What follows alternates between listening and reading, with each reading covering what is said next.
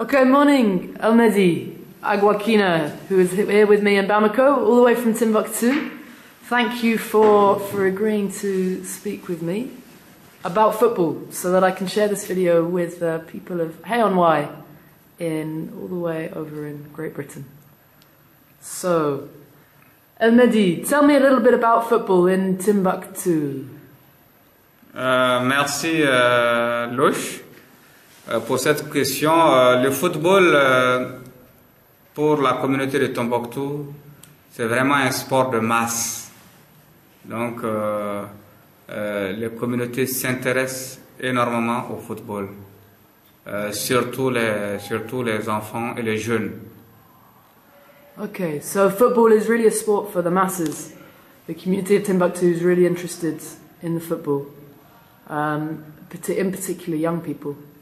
And when you say young people, when you say everyone is interested, is that women and girls as well, or is it mostly for the men and for the boys? Comme je l'ai dit, le football, c'est un sport qui concerne toute la communauté. Cela veut dire que ça concerne aussi bien les hommes que les filles. Donc, les filles sont vraiment aussi concernées par le football. Okay. So it's a sport that really involves all the community, and so when he says all the community, he's saying not just men but girls as well, and there's a lot of girls that play football in Timbuktu. Okay, and so there's people that play football at the local level. In terms of professional footballers or professional coaches or referees, are there many women professionals either in Mali or in Timbuktu in particular? En fait, comme je l'ai dit, si déjà les filles sont intéressées par le football, c'est que nous avons aussi au niveau national, parce qu'il y a une équipe au niveau national, les aigles féminins, donc ce qui signifie qu'il y a aussi à ce niveau des filles professionnelles, des filles professionnelles, ce qui signifie que à ce niveau il n'y a pas de problème, mais c'est au niveau régional à Timbuktu, là c'est quelque chose qui vient de commencer, et là nous n'avons pas de filles vraiment de filles professionnelles dans le domaine. Donc ce qui signifie que c'est surtout elles sont là mais encadrées par des hommes professionnels. Okay, merci. Okay, so just to recap for the non-French speakers out there, so Elmehdi was just saying that if girls are interested in football, it's because there are kind of professional opportunities open to women footballers. There's even a female national team. The national team of Mali is called the Eagles, and the female national team is called the Women Eagles, or the Female Eagles. And they'll be playing at the Women's African Nations Cup in Gabon and Equatorial Guinea later this year. So there's professional footballers, female professional footballers, at the regional level and at the national level. In terms of in Timbuktu itself, this is something that's just beginning. So although girls are interested in football, there aren't any professional female footballers in the town itself. So the trainers and the coaches of the football are male. Okay, thank you. So in talking about Timbuktu in particular, are there football clubs set up there, and is there what's the football infrastructure like in the city of Timbuktu? Merci. À Timbuktu, en fait, comme on l'a dit, il y a un club qu'on appelle l'AFIA Athletic Club. Donc c'est vraiment un club de filles footballeuses. Donc mais aussi surtout au niveau des écoles, et là aussi les filles jouent beaucoup au football, mais il y a des limites parce que en termes d'infrastructure, là les filles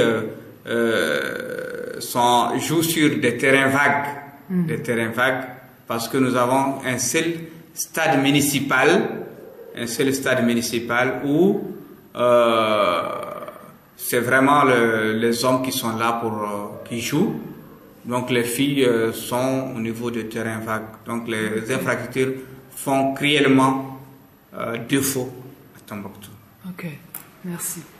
So thank you. So Elmehdi was just telling us that there's a women's football team at Timbuktu called Lafia Athletics Club, and there's also a lot of girls play at schools at the school level.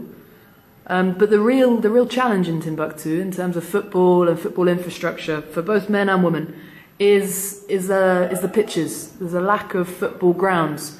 There's the municipal stadium or the council stadium, which is where the men's teams tend to play, but the other teams, and in particular the women's teams, tend to be relegated to informal pitches, to kind of just stretches of land, essentially, rather than laid out pitches. Okay. Et si on parle de l'impact, sorry, in English. So if we talk about the link between football and development, and football and social development, are there any NGOs working in Timbuktu who use football in their development programs, so that use football to encourage social inclusion or social development or anything like that? Comme je l'ai dit, le football étant un sport de masse, c'est vraiment un créneau par lequel les ONG peuvent vraiment passer pour mieux sensibiliser les communautés. Donc à travers l'organisation de tournois interscolaires, l'organisation de tournois interquartiers. Donc à ce niveau, les ONG, en passant par ce créneau, peuvent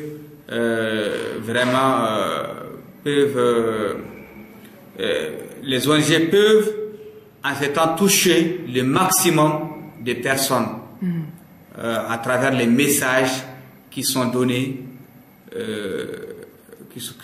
par les équipes, soit à travers les t-shirts qui sont donnés, mais à travers aussi des messages au moment de l'ouverture de cérémonie de clôture.